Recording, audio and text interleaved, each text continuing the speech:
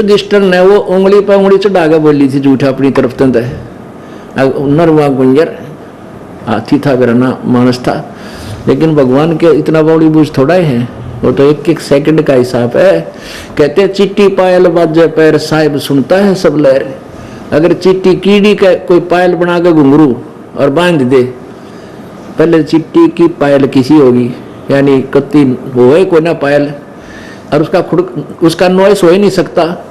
कहते हैं जब पायल उसकी भी शोर होता है ना, चिट्टी के चालन का भी, उसको भी भगवान सुनता है। और तुम लोगों को नरवा कुंजर, वो अपने घर की बात सा कि मैं बोल लिया अपने घर उसमें, लेकिन भगवान के दरबार में नहीं चलेगी। तो उस एक घड़ी दो घड़ी जो भी उसका पाप बना था, उसके लिए उसको नरक में रखना पड़ा। युधिष्ठिर को भी इस बहाने से वहां भेजा उसने, धर्मराज ने अपने पुत्र को भी नरक में भेजा, जा तेरे भाई बहनों को, तेरे भाइयों को मिल के आ। देखा वो पड़े नरक में, नहीं तो वो पहले भी कह सका था ये बात, भाई वहां मत जा, मैं ऐसे ऐसे ये तरीका है इसका। तो धर्मराज ने खुद कहा कि तुझे भी इसलिए भेजा मैंने कि तेरा यो एक पाप था कि तूने झूठ बोला था, स्वथामा मर गया, वो तो हाथी मरा था। तो उस श्री युधिष्ठिर जी के कहते ही द्रोणाचार्य ने टक्कर मारनी शुरू कर दी पुत्र के मुंह में, हाय बेटा नो कहकर बेहोश हो गया। जितना भी छलपल ये करवाए श्री कृष्ण ने करवाया, काल ने करवाया श्री कृष्ण में प्रवेश करके। जब तक महाभारत नहीं हो लिया श्री कृष्ण के शरीर तो निकला नहीं।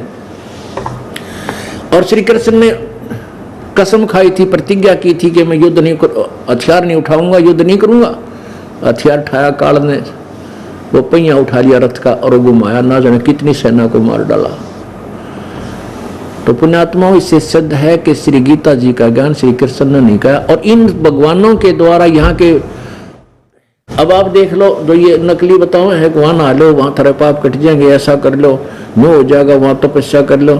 तो इन संतों और गुरुओं के बताए हुए समाधान से लाभ क्या होगा? जो भगवान, इनके भगवान के बताए हुए तो कुछ ना होया, और सारे कर्म भोगने पड़े जाओगे। तो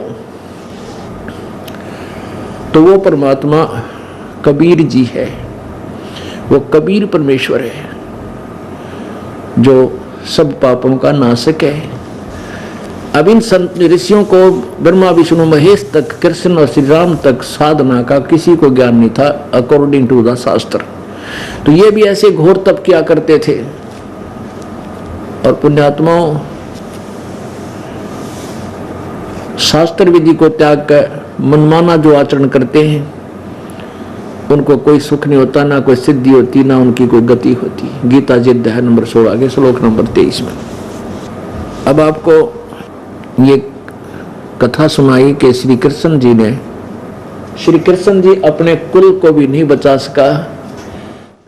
अब दुर्वासा जैसे महापुरुष जिनकी इतनी प्रसिद्धि थी, उनके विषय में परमात्मा क्या कहते हैं? गरीब दुर्वासा को पे जहां समझ न आई नीचे, 56 करोड़िया दो कटे वो मची रुधिर की कीच। ओए होए होए। दुर्वासा को पे तहां समझ न आई नीचे। परमात्मा ने, परमेश्वर कबीर देव के ज्ञान के आधार से श्री गरीबदास जी महाराज, संत गरीबदास जी महाराज ने दुर्वासा को क्या संज्ञा दी है? नीच, निकम्मी आत्मा ने कुछ भी ना सोची, बालका नासी कर दी, मजाक कर दिया, बता के बिजली पड़ गई। और कहते हैं समझ न आई, दुर्वासा को पे यानी क्रोधित हो गया और समझ न आई नीच, कुछ भी आगा पीछा ना सोचा उसने के जुल्म होगा तेरे श्राप है। और 56 करोड़िया दो कटे भाई मची रुद्र की कीच। कहते हैं खून की गारा माच गई वहां पर, 56 करोड़िया दो कट कर मर गए, उसके एक वचन थे। कहते हैं बेहतर सोनी अक्षय करी वो चुन करी ईश्वर एक, दे धारे जोरा फिर ये सभी काल के बेख। अब परमात्मा ने क्या बताया? ऐसा ही सिद्ध पुरुष था एक चुनक ऋषि, जिसने तपस्या साधना कर करके सिद्धियां का तो बन गया था, और 72 करोड़ सेना मानधाता चक्रवर्ती राजा की खत्म कर दी थी अपनी सिद्धि तय। ओए होए।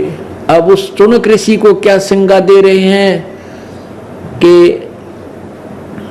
56 अक्षौणी अक्षय करी, क्षय माने नाश कर दी 56 अक्षौणी की। और चुनक ऋषिश्वर एक, वो तो ऋषिश्वर के करतूत हैं इस काल के पुजारियों के। ऋषिश्वर ऋषियों में श्रेष्ठ सर्वश्रेष्ठ ऋषि ने के जुल्म किया, 72 अक्षौणी अक्षय करी। वो चुनक ऋषिश्वर एक और दे धारे मौत फिर, ये सभी काल के वेख है। ओए होए, ये काल के ब्रह्म तक के साधक और भी शास्त्र विरुद्ध नकली सकली भक्तियां करके अपनी गलत साधना से सिद्धियां प्राप्त करके चौधरी पाक ये आंडी पाक रहे थे, एक दूसरे तो प्रभु थे, ये बड़े महापुरुष हैं। दे धारे जोरा फिरे, ओहो जोरा मीन मृत्यु मौत, चलती फिरती मौत ने कहीं संत थे।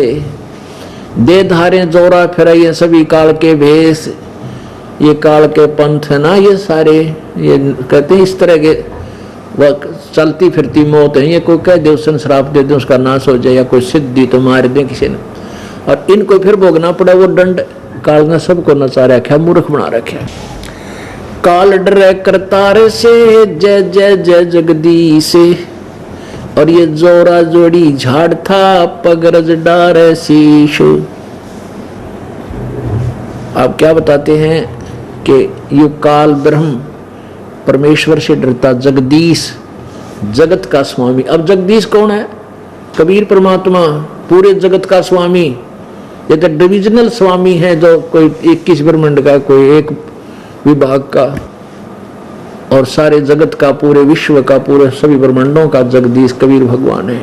कहते हैं काल डरे करतार से और जय जय जय जगदीश, और ये मौत परमात्मा के, कबीर परमात्मा के जूते झाड़ते हैं काल और ये दोनों। जोरा जोड़ी झाड़ता पगरज डारे शीश। तो पुण्यात्मा के, कबीर परमात्मा की जो भक्ति करते हैं पूर्ण परमात्मा की, उनके सामने उनकी मृत्यु काल के हाथ नहीं है, उनके निकट मौत नहीं आ सकती।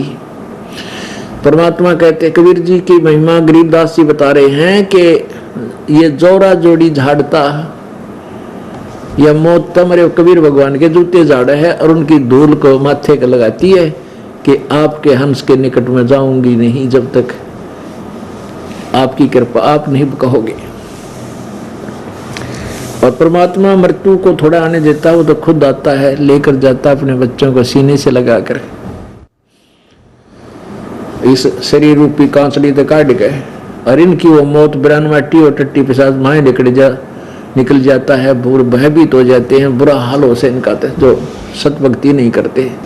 इस प्रकार हमने इस तत्व ज्ञान को समझना है।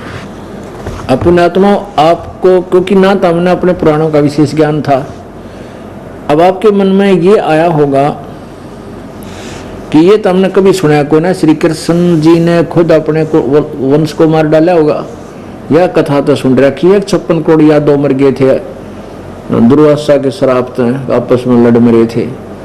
अब देखिएगा, ये देखिएगा श्री विष्णु पुराण, ये है श्री विष्णु पुराण, और गीता प्रेस गोरखपुर से प्रकाशित है। ये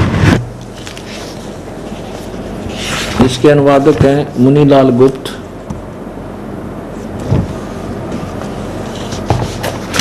और यहाँ प्रकाशक एवं मुद्रक हैं गीता प्रेस गोरखपुर, गोविंद भवन कार्यालय कोलकाता का संस्थान। इसके 5म अंश अध्याय नंबर 37 के 413 पृष्ठ पे, ये प्रथम अंश अध्याय नंबर 37 और पृष्ठ नंबर 13 पर श्री विष्णु पुराण।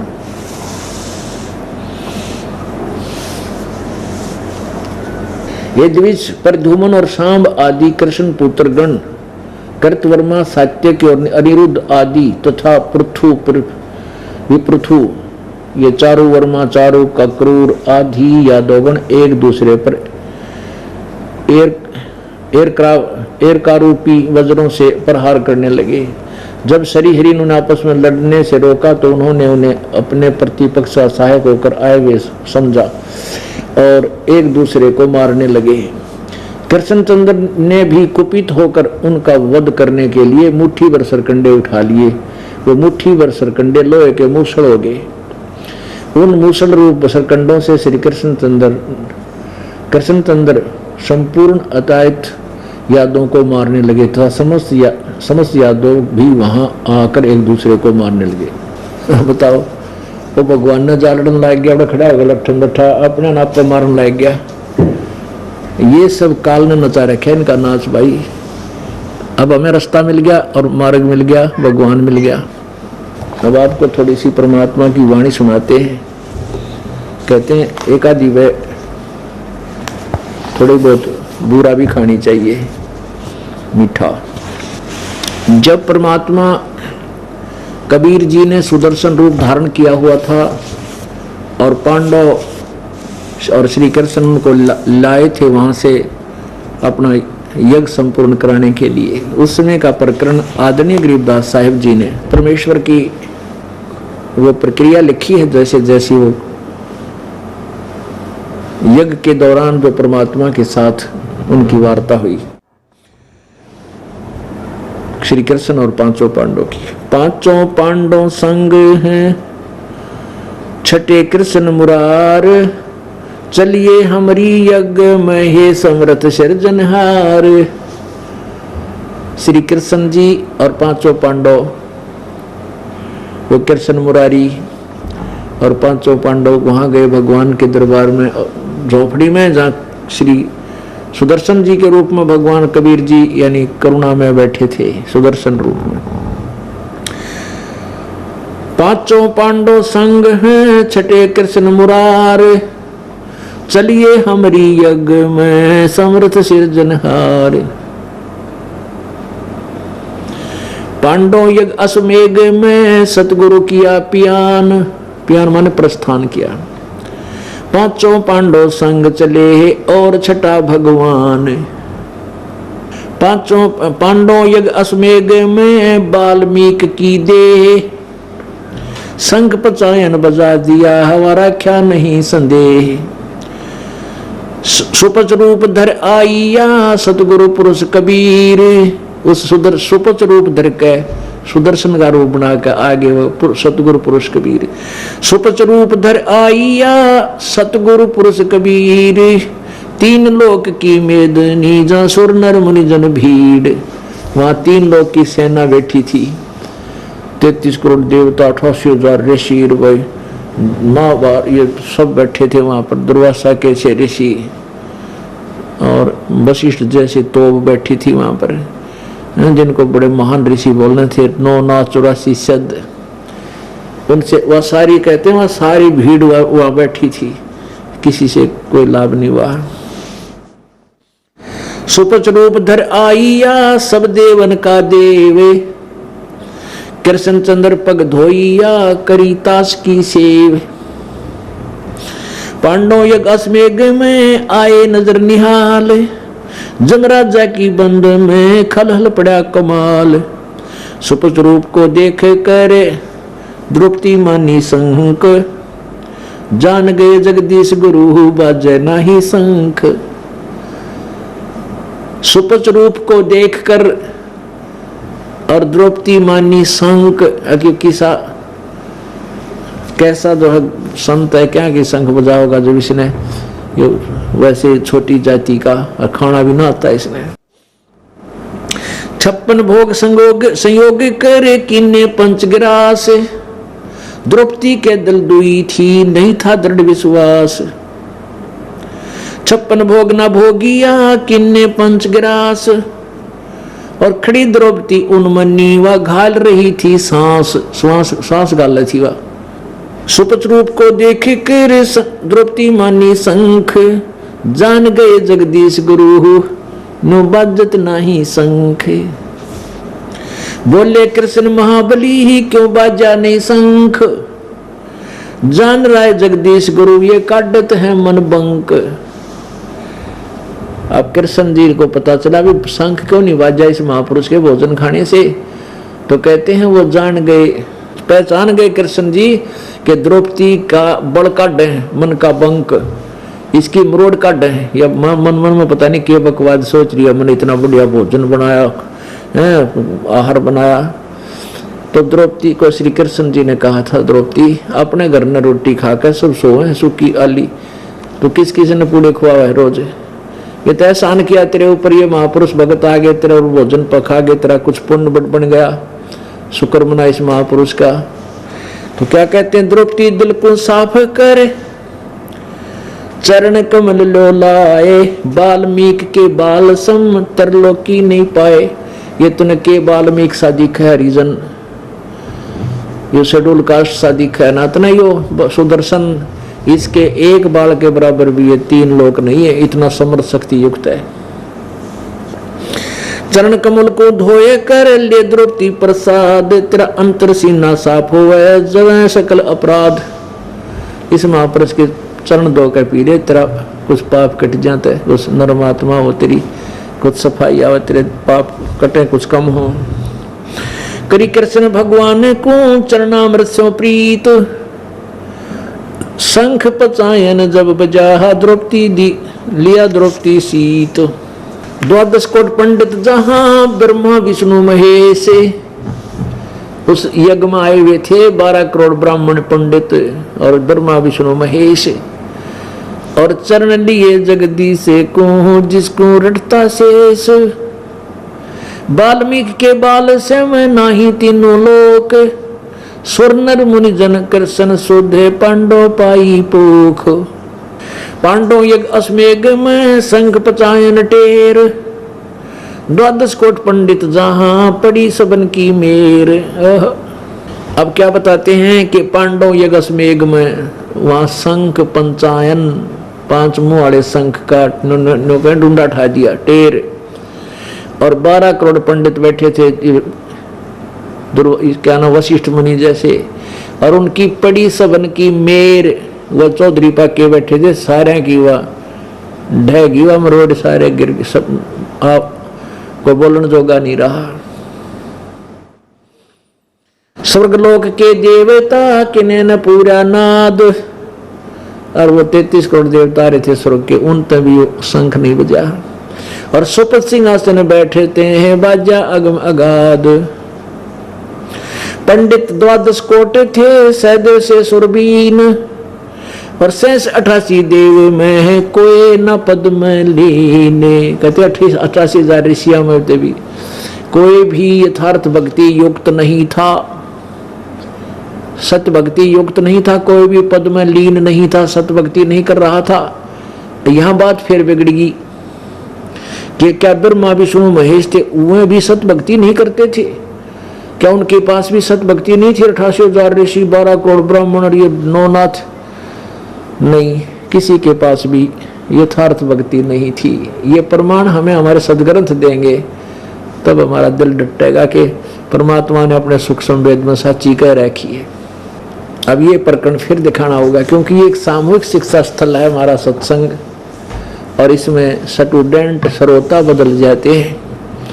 और ये प्रसंग ऐसा चल रहा है कि इस समय अगर ये कंसेप्ट क्लियर ना होया तो इस जो हम दास ये बना रहे हैं, साथ के साथ बच्चे इसको रिकॉर्डिंग कर रहे हैं, CD बनावेंगे, तो सुनने वाला श्रोता ने कहेगा महाराज जी तो अपने कबीर जी ने वैसे ही सिर पर धर रहा है, इसको सबसे बड़ा बतावा है। तो इसके लिए कंसेप्ट क्लियर करना जरूरी हो गया है। क्या कंसेप्ट है कि विष्णु ब्रह्मा ने, ब्रह्मा विष्णु शिव ने कितना ज्ञान है, और इन ब्राह्मणों ने ऋषियों को कितना ज्ञान था, और दुर्गा तक के ज्ञान की भी इसमें सारा पोल खुल जाएगी। वह कहा ब्रह्म तो ऊपर कोई भगवान ने, उसकी पूजा करो बस। अब देखिएगा यह श्रीमद् देवी भागवत यानी देवी पुराण,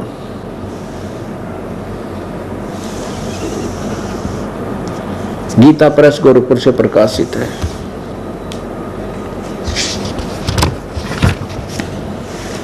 संक्षिप्त श्रीमद् देवी भागवत, सचित्र मोटा टाइप, केवल हिंदी। इसके संपादक कौन है? हनुमान प्रसाद पोदार चिमनलाल गोस्वामी। ये कहाँ से प्रकाशित और छपी है? प्रकाशक में मुद्रक हैं गीता प्रेस गोरखपुर, गोविंद भवन कार्यालय कोलकाता का संस्थान। इसके 28 पृष्ठ को पढ़ेंगे हम।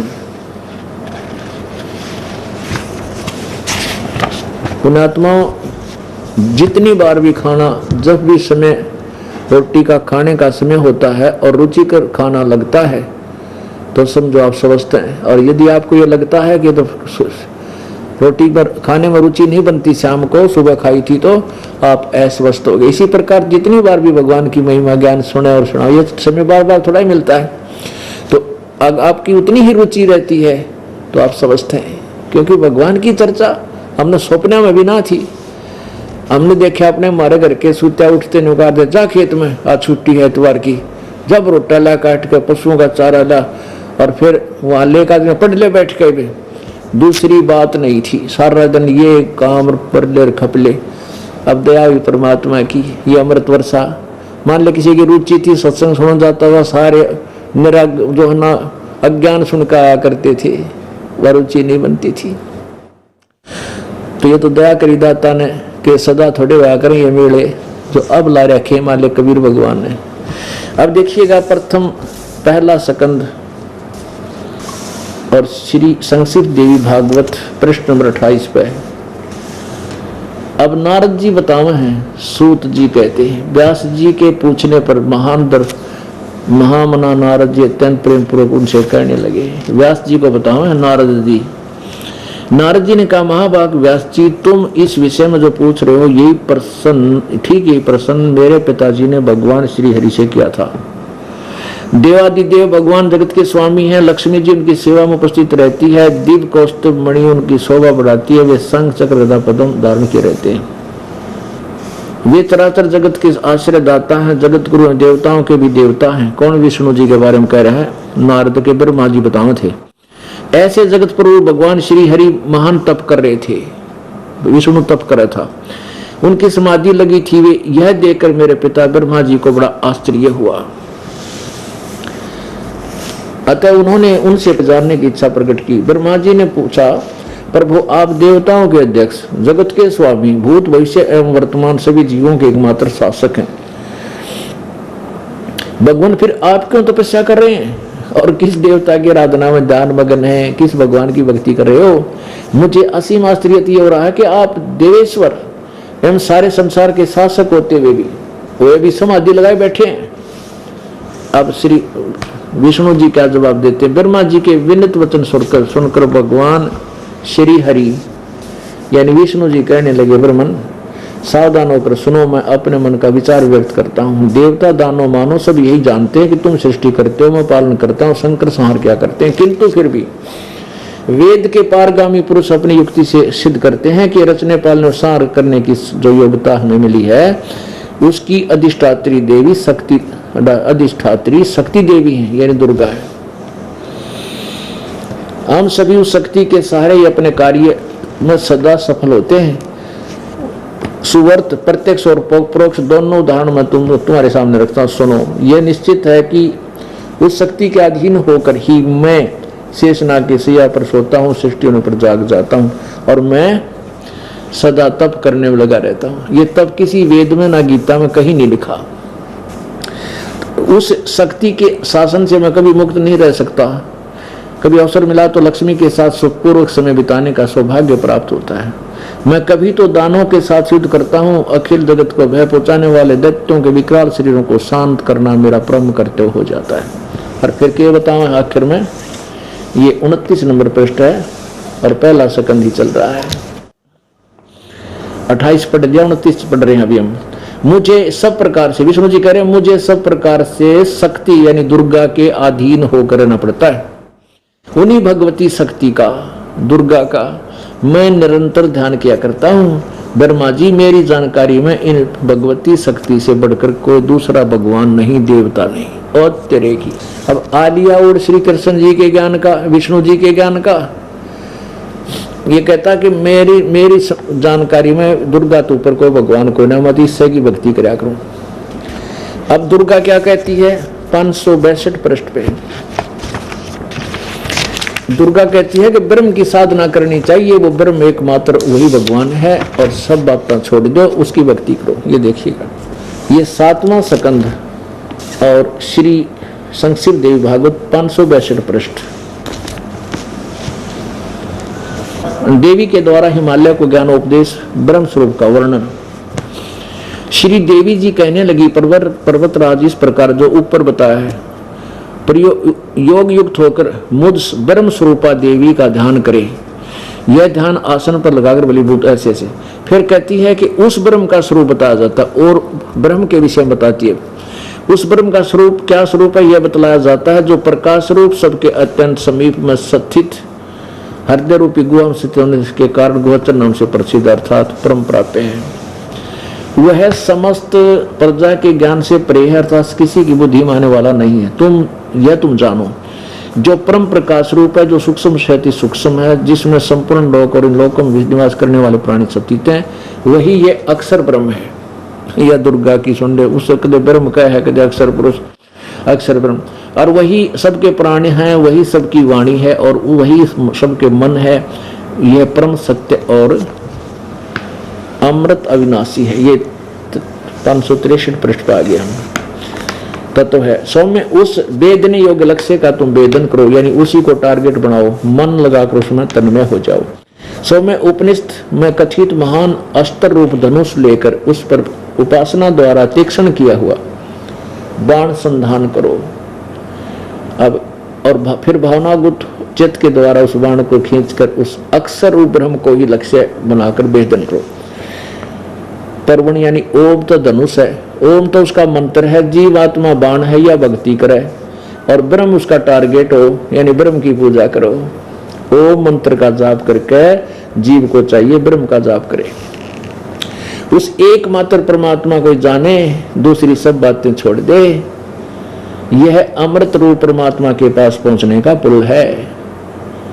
संसार समुद्र पार होकर अमृत रूप स्वरूप परमात्मा को प्राप्त कराने का ये सुलभ साधन है।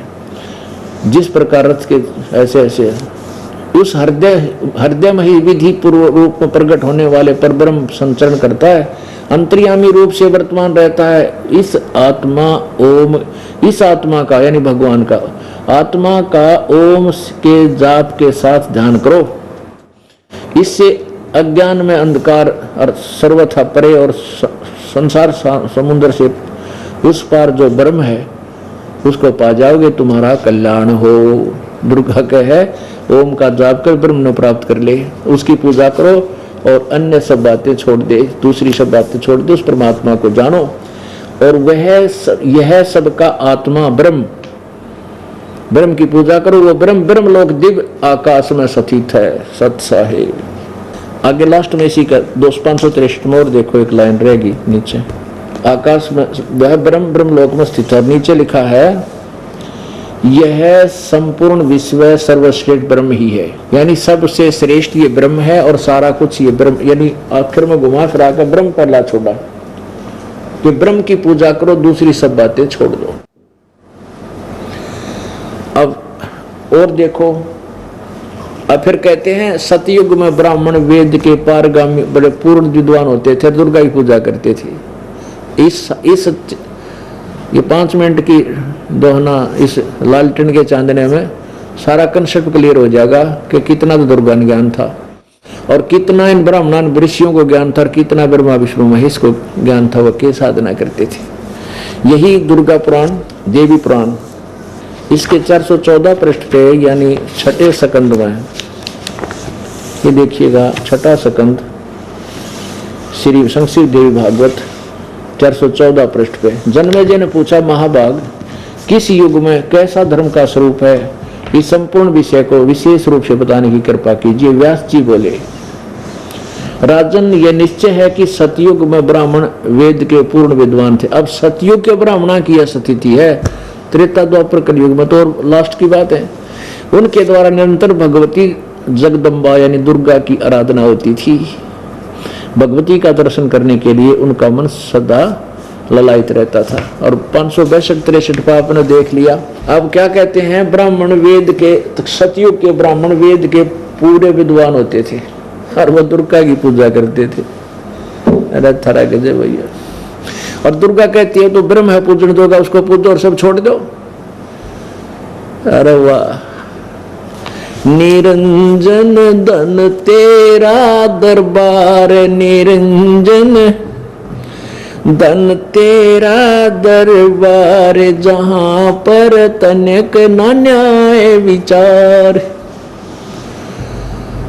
भाई वैसा उड़े मुल मुल खासा, गल मोतियों के आर। वैसा उड़े मुल मुल खासा, गल मोतियों के आर। पतिव्रता को मिले न खाद्य सूखा निरस आहार। निरंजन धन तेरा दरबार, निरंजन धन तेरा दरबार, जहां पर तनिक न न्याय विचार। पाखंडियां की पूजा जग में, संत को कहें लबार। पाखंडी की पूजा जग में, संत को कहें लबार। अज्ञानी को परम विवेकी, ज्ञानी को मूड गंवार। निरंजन धन तेरा दरबार, निरंजन धन तेरा दरबार। कहे कबीर सुनो भाई साधो, या सब उल्टा व्यवहार। कहे कबीर सुनो भाई साधो, सब उल्टा व्यवहार। सच्चों को तो ये झूठा बतावे, इन झूठों का एतबार। निरंजन धन तेरा दरबार, निरंजन धन तेरा दरबार, जहां पर तनिक न न्याय विचार। कहे कबीर सुनो भाई साधो, या सब उल्टा व्यवहार। कहे कबीर सुनो भाई साधो, या सब उल्टा व्यवहार। सच्चों को तो झूठा बताओ, इन झूठों का एतबार। निरंजन धन तेरा दरबार, निरंजन धन तेरा दरबार। परमात्मा कबीर भगवान आज से 600 वर्ष पहले 120 वर्ष बता के गई है बातें, जो दास आपको प्रमाण कर रहा है वेदों और गीता में और पुराणों में। परमात्मा कहा करते भाई इन तुम्हारे गुरुआ ने कहेगा मेरा कोई ना, और ब्रह्मा विष्णु महेश तक भी ज्ञान नहीं है इनको। मेरे साथ दो भाई मैंने सब जग भूला पाया। इसी बोल में ब्रह्मा बोला, इसी बोल में विष्णु, इसी बोल में शंकर बोला, इसी बोल में ये सारे मत्स्यंदर जैसे बोले। किसी को भी ज्ञान नहीं है। तो तब वो महर्षि मंडलेश्वर कहा करते ये क्या जाने अज्ञानी कबीर, इसको संस्कृत आती है, ये क्या जाने वेदों और गीता पुराणों के बारे में, झूठा है, झूठ बोल रहा है। जब भगवान कहा करता रे निरंजन इतने नाश कर रखे निकम्मे, इस काल को ब्रह्म को बोलते थे। निरंजन धन तेरा दरबार, तने के जुल्म कर रखा, सबको उल्टी पट्टी पढ़ा के सारे उल्टे पैड़े करवा रखे यात ने। निरंजन धन तेरा दरबार, जहां तनिक न्याय विचार, सारे उल्टे काम। जो गुंडे काम करे लड़की बात तो मौज मारे, और जो पति भरता बेचारी करके खाओ उसने समय पर टूक भी कोई ना। अरे इन पाखंडिया ने महर्षि हो क्या बात कही, ये तो नू था और फलाना था हैं। और मन ने कई मूर्ख है के जाना अज्ञानी, इन अज्ञानी अंत परम विवेकी, ज्ञानी को मूड गंवार। निरंजन धन तेरा दरबार। अरे इन झूठा की बात पे यकीन कर रहे, ब्रह्मा विष्णु महेश अजरवर है, सर्वेश्वर है, अमर है, फलाना है, मृत्युंजय है, कालंजय है। और ये झूठे जो सारी उल्टी कहानी सुनाते हैं थरे गुरु, और इस मुझ सच्चे ने ये झूठा बताओ ने झूठा का एतबार थरे। आज वो क्लियर होगी सारे कंसेप्ट के सचमुच ने कहेगा मेरा नहीं था हुआ भाई वो क्या कर दे। पंडित द्वादश कोटे थे सहदेव से सुरबीन, 88 देव में कोई न पद्म लीने। 88,000 देवता और 12 करोड़ ब्राह्मण कहते इनमें भी कोई पद्म लीन नहीं था, इनको कोई यथार्थ ज्ञान नहीं था। ये क्लियर हो गया आपके समक्ष। 88 ऋषि जहां देवा 33 कोट, शंख न बाजाता से वो रहे चरण में लोटे। पंडित द्वादश कोटे हैं और 83 सिद्ध, शंख न बाजा ताश से वो पिए मान का मध्य। अब वहां 33 करोड़ देवता, 12 करोड़ ब्राह्मण, 84 शब्द बैठे थे, उन तभी शंख नहीं बजा, क्योंकि वो तो मान बढ़ाई की भांग पी रहे थे। पिए मान का मध्य बाजा स्वर्ग शंख स्वर्ग सोन्या 14 भवन उचार। 3300 ततना लहा किन्ह न पाया पार। बाजा शंख सुभान गति कण कण भई आवाज। स्वर्ग लोक बानी सुनी ही त्रिलोकी में गाज।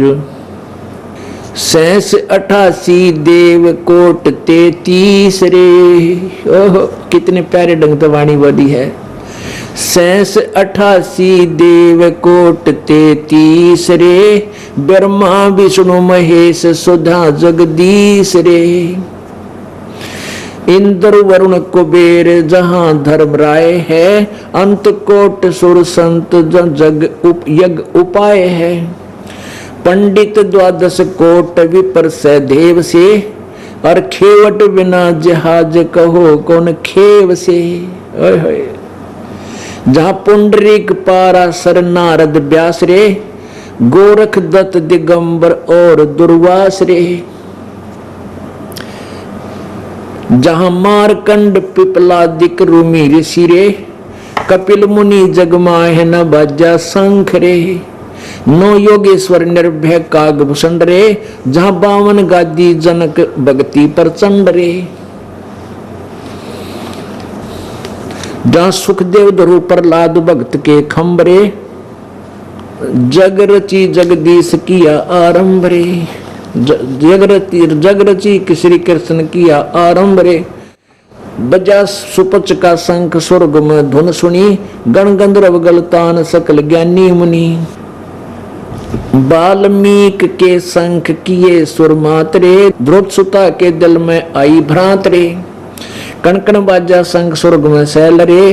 पांडव ताप बिंध्वंस किए सब मैल रे। ऐसा अजरज कीन शीस दीन के शीश धरी। हरिया में भूप कहता दास गरीब धनी नर कबीर हरि। ऐसी अद्भुत लीला करके कहते हैं सुपथ सुदर्शन का सिर पर धर दी। मेरे बच्चे ने सुदर्शन ने शंख बजा दिया। यज्ञ रची जब ये पांडव राजा। 9 नाथों ने ना दो बाजा। 84 सिद्धि सब मोहे। पूर्ण ब्रह्म ध्यान नहीं जो है।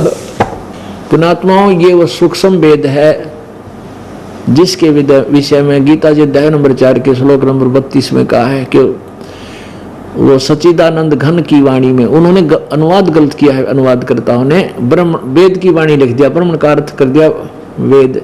जबकि 17वें अध्याय के 23वें श्लोक में ब्रह्मण का अर्थ है सच्चिदानंद घन ब्रह्म। और ये सही अर्थ है। ये जहां विचलित हो जाते थे, ये अडंगा करते थे, ज्ञान का उड़े गोबर कर बैठे थे। अब सच्चिदानंद घन की वाणी में एक कबीर परमात्मा ने अपनी महिमा, अपना ज्ञान सर्व कबीर जी ने गरीबदास जी के अंतःकरण में फैक्स कर रखा था। और वही बोल रही है परमेश्वर की महिमा को। यज्ञ रची जब पांडव राजा। 9 नाथों ने ना दो बाजा। जब पांडवों ने यज्ञ रची तो 9 नाथों से भी शंख नहीं बजा। 84 सिद्ध रिद्धि सब मोहे। पूर्ण ब्रह्म ध्यान नहीं जो है। वहां 84 सिद्ध रिद्धि सिद्धि करे बैठे थे। तो उन्होंने पूर्ण ब्रह्म ध्यान नहीं जो है, उस पूर्ण परमात्मा की भक्ति उन्होंने करी नहीं। कोट 33 यज्ञ के माही। सुर नर मुनि जन गिनती नाही। 56 कोट जहां थे या दो। जिनसे नाही बाजा ना दो। अरबों वक्ता वेद उचारी। ना भई शंख यज्ञ संपूर्ण सारी। 60 दर्शन की गिनती नाही। अनाथ जीव जी में बहु माही। सुर नर मुनि जन तपासी नासी। दंडी वृक्त बहुत उदासी। काम धेनु कल्प कृषि लाए। 3 लोक के सुर नर आए। 5 पांडव कृष्ण शरीरा। जिनसे यज्ञ नहीं भई थीरा। 5 पांडव श्री कृष्ण समेत भी उनसे भी यज्ञ पूर्ण नहीं हुई। एक वाल्मीकि नीचे कुल साधु। जिन शंख पचायन पूरे नादू। और गणों माया के पूता। ब्रह्म जोगनी सब ही धूता। कहते हैं एक वाल्मीकि छोटे कुल का संत और जिसने शंख बचाने का डुंडा ठा दिया, और कहते हैं ये और गिनो माया के पुता, ये तो माया के पुजारी थे, माया के बेटे, और ये इस माया ने इनको विचलित किया हुआ था, ये भगवान नहीं चाहते थे। अब इसमें सभी के विषय बताया है कि 688 देव कोट 33 रे, ब्रह्मा विष्णु महेश सुधा जगदीश रे, यहाँ के भगवान सहित बैठे थे वहां पर ब्रह्मा विष्णु महेश जैसे, और इंद्र कुबेर वरुण जहां धर्मराय है, अंत कोट सुर संत जो यज्ञ उपाई है, पंडित 12 कोट विप्र सहदेव से, और खेवट बिना जहाज कहो कौन खेव से। अब पुण्यात्माओं परमात्मा कहते हैं बिन दुल्ह बरात कहो किस काम की, और ठोर ठोर अटक नावरिया चाम की। अब दुल्ला ना हो, दुल्ला ना हो और बरात का टोल जा बैठा किसी का बार ना गए, कोई पानी भी ना पियाओ ना, यह खास बात समझ लियो। कोई पानी भी ना पूछे, इतने मलंग आ गया, क्या करना है भाई तुम्हें? सबसे पहले इन्होंने पूछा ना, उस दुल्ले का मुंह देख लिया कि अच्छी है, पीछे आ गया कि नहीं। जब बरात ने 5-6 पानी पात की पूछा करे, तो यहाँ कहते हैं बिन दुल्हा बरात कहो किस काम की, और वहीं यहां पर कह रहे हैं अब्दुल्ला तो परमात्मा पूर्ण ब्रह्म थे, और बाकी तो बरात थी, उन्हें कौन पूछा है, सारी फेल थी। पंडित 12 कोट विप्र सहदेव से, और खेवट पिना जहाज कहो कौन खेव से। जहाज में बैठ के, ड्राइवर है नहीं, सीप में समुद्री जहाज में बैठ गया, चला चालक है कोई नहीं, तो बैठे रहो उसमें, कभी नून जा रही है कभी नून जा रही है, आखिर में डूब गए मरे सारे। तो कहते हैं परम संत बिना इस राम नाम की जहाज ने कोई खे नहीं सकता, खेवट या नहीं है उसके बिना। तो इसलिए तत्वदर्शी संत की शरण ग्रहण करो। वो परमात्मा ने ये दास आपके समक्ष उपस्थित कर रखा है। बोलो सतगुरुदेव। परम पिता परमात्मा सारी सृष्टि के रचनहार कुल मालिक कबीर देव कबीर परमेश्वर,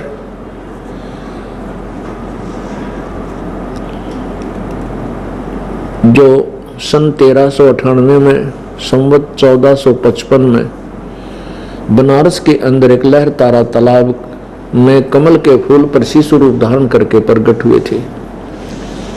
वहां से उनको एक जुलाहा दंपत्ति उठाकर ले गए थे। लीला में शरीर में जो बड़े हुए तो परमेश्वर एक तत्वदर्शी संत की भूमिका करने लगे, क्योंकि वो उसी उद्देश्य से आए थे और प्रत्येक युग में ऐसी भूमिका वो करते हैं। और अज्ञान पूरे मानव समाज में छाए हुए आध्यात्मिक अज्ञान को अपने तत्व ज्ञान के द्वारा, अपनी अमृतवाणी के द्वारा वो वर्णित करते हैं उस तत्व ज्ञान को, जिससे वो पूरे अज्ञान का नाश कर देते हैं। उसी उद्देश्य से परमात्मा कलयुग में आए और आज से लगभग 600 वर्ष पूर्व सर्व सदग्रंथों के अंदर छुपे गूढ़ रहस्य को अपनी सिंपल लैंग्वेज में, अपनी अमृतवाणी में, कबीर वाणी में, सच्चिदानंद घन ब्रह्म की वाणी में वो लिपिबद्ध करवाकर सशरीर चले गए। गीता जी अध्याय नंबर 4 के श्लोक नंबर 25 से लेकर 30 तक जो वर्णन किया है कि कोई तो ऐसी साधना करता है, कोई ऐसे साधना करता है, कोई ऐसे साधना करता है, और उस अपनी साधना को पाप नाशक जानते हैं। अपनी अपनी उस साधना को सभी पाप नाशक जानते हैं। और फिर गीता जी अध्याय नंबर 4 के 32 में कहा है कि उस सच्चिदानंद घन ब्रह्म की वाणी में, यानी परमेश्वर कबीर देव जी की वाणी में बहुत से विस्तार से लिखे हुए वो इस प्रकार के जो विवरण है यज्ञों का, यानी धार्मिक अनुष्ठानों का जो वर्णन 25 से लेकर 30 में तुमने पढ़ा है। इस तरह के और भी बहुत विस्तार, इस तरह के भी और बहुत से निर्णायक अनुष्ठान, धार्मिक क्रियाएं उस परमात्मा की सच्चिदानंद घन की वाणी में विस्तार के द्वारा लिखे गए हैं। और उनको तू सब कर्म से, काम करते करते, कर्म योग से यानी काम करते करते पूर्ण होने वाले जान। और उस सच्चिदानंद घन की वाणी को समझने के उपरांत फिर तेरा पूर्ण मोक्ष हो जाएगा। पहले तो सच्चिदानंद घन की वाणी देखते हैं, गीता जी देखते हैं कि उसमें क्या लिखा है, और फिर उस परमात्मा सच्चिदानंद घन की वाणी से आपको परिचित कराएंगे उसमें क्या लिखा है। देखिएगा श्रीमद् भगवत गीता जी, इसके अनुवादक हैं जय दयाल गोविंद का। गीता जी अध्याय नंबर 4 का श्लोक नंबर हम 25 से प्रारंभ करते हैं। ये 25 है, अध्याय 4। दूसरे योगीजन देवताओं के पूजन रूपी यज्ञ का ही भली भांति अनुष्ठान किया करते हैं। देवताओं के पूजन रूपी यज्ञ, यज्ञ माने धार्मिक क्रिया, देवताओं की पूजा करते हैं, उसी को अच्छी तरह करते हैं। और कुछ योगीजन अन्य परब्रह्म, ब्रह्म अग्नौ, परब्रह्म परमात्म रूप अग्नि में, ये परब्रह्म नहीं ब्रह्म अग्नौ है, यानी ब्रह्म की साधना में लगे रहते हैं। आत्म द्वारा, यज्ञ के द्वारा, क्रिया के द्वारा यज्ञ क्या करते हैं, आत्म रूप यज्ञ का हवन करते हैं। जैसा 26 में है कि अन्य योगीजन श्रोत्र आदि समस्त इंद्रियों को संयम रूप अग्नि में हवन किया करते हैं। दूसरे योगीजन, योगी लोग शब्द आदि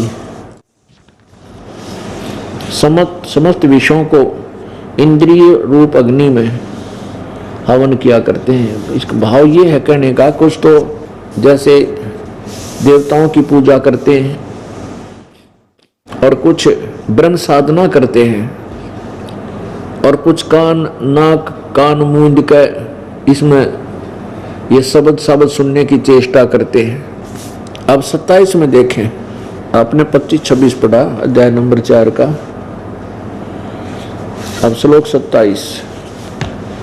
दूसरे योगीजन इंद्रियों को, संपूर्ण क्रियाओं को और संपूर्ण प्राणों की समस्त क्रियाओं को ज्ञान से प्रकाशित आत्म संयम रूप योग अग्नि में हवन किया करते हैं। 28 में कई द्रव्य यज्ञ यानी धर्म भंडारे ही करते रहते हैं। कुछ तपस्या करते हैं, अपने मनमानी घोर तपस्या करते हैं, यज्ञ तपस्या यज्ञ करने वाले हैं। दूसरे योग रूप यज्ञ करते हैं, कुछ योग आसन पद्म लगा कर बैठे रहे उस पर, और कितने ही अहिंसा आदि तीक्ष्ण व्रतों से युक्त यतनशील, जैसे मुंह पर पट्टी बांध के पैरां तक नंगे घूमे, इस तरह की साधना, इसी को वो अपना कुछ सब अध्याय रूप, जैसे गीता जी का पाठ करना, नित्य नियम करना आदि सिर्फ यहीं तक सीमित रहते हैं। ज्ञान करने वाले हैं, ज्ञान ये करते हैं। और 29-30 में कहा है, दूसरे कितने योगीजन अपान वायु में प्राणवायु को हवन करते हैं, और कितने ही वायु प्राण वायु को अपान वायु में हवन करते हैं। अन्य नियमित आहार करने वाले हैं, अल्पाहारी हैं। कुछ केवल प्राणायाम करके ही संतुष्ट हैं। कुछ प्राण और अपान की गति को रोककर प्राणों को यानी कुंभ रेचक करते रहते हैं, हवन किया कर, प्राणों में हवन किया करते हैं। ये सभी साधक यज्ञों द्वारा पापों का नाश करने वाले योगों को जानने वाले हैं। ये इन्होंने अनुवाद ठीक नहीं किया। इसका अर्थ ये है कि ये सभी अपनी अपनी साधना को पाप नाशक जानते हैं। अब इसका विवरण फिर ये बताया कि 31 में ये बताया कि जो साधना करते नहीं, देखो, सदग्रंथों में केवल शास्त्र अनुसार साधना करने का निर्देश है। अन्य जो साधना करते हैं वो साधना व्यर्थ है। अब यहाँ केवल इतना प्रमाण दिया है कि जो भक्ति नहीं करते वो तो सीधे महादुखी होते हैं, उनका तो कितने ठिकाना है कोनी। यहाँ देखो 31 में, अध्याय नंबर 4 के श्लोक नंबर 31 में, 31 में, एक कुरुश्रेष्ठ अर्जुन, यज्ञ से बचे हुए अमृत का अनुभव करने वाले योगी जन, यानी शास्त्र अनुसार साधना करने वाले योगी जन सनातन ब्रह्म यान्ति, उस सनातन ब्रह्म यानी परम अक्षर ब्रह्म सच्चिदानंद घन ब्रह्म को प्राप्त होते हैं, पूर्ण परमात्मा को प्राप्त होते हैं। और जो यज्ञ नहीं करने वाले पुरुष के लिए, यज्ञ ना करते, धार्मिक अनुष्ठान नहीं करते, उनके लिए तो यह मनुष्य लोक भी दुखदायक सुखदायक नहीं है, तो फिर परलोक कैसे हो सकता है। अब 32 में कहा है, अब 32 में कहा है कि ये और एक सच्चिदानंद घन की वाणी है, अध्याय नंबर 4 का श्लोक 32। और इस प्रकार बहुत तरह के यज्ञ, इन्होंने यहाँ ब्रह्मणे का अर्थ गलत कर दिया, क्योंकि जहां इनको ज्ञान नहीं था, गोबर कर देते थे। अब ब्रह्म देखो, पुण्यात्मा, ब्रह्म का अर्थ होता है भगवान परमात्मा, और वेद क्या है, वेद परमात्मा का विधान है। ब्रह्म को समझो राजा, वेद को समझो राजा का संविधान है। अब संविधान का अर्थ राजा कोई करता है कहीं अनुवाद करते समय तो अल्पज्ञ है, वो मूर्ख है।